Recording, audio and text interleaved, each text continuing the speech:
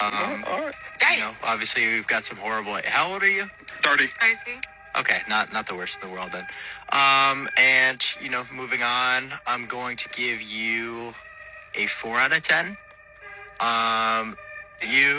I'm definitely. Wait. Do you want him to say why he gave the rating and how they can improve? Why? Can you give him say why? So she got a 3.5.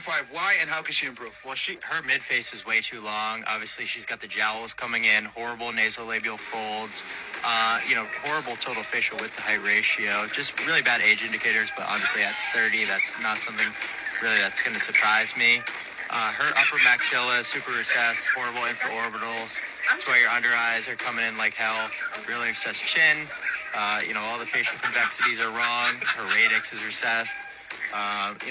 Moving on. Okay, well, how much time do we have on the podcast?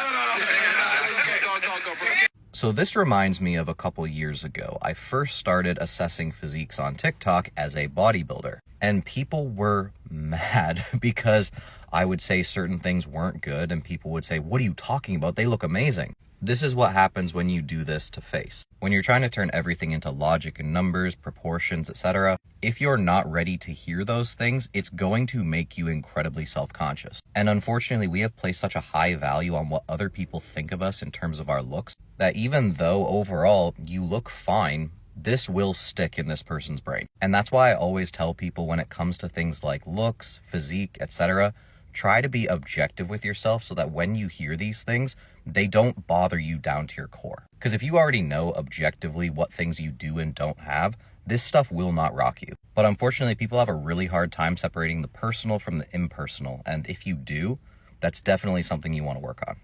TNFO.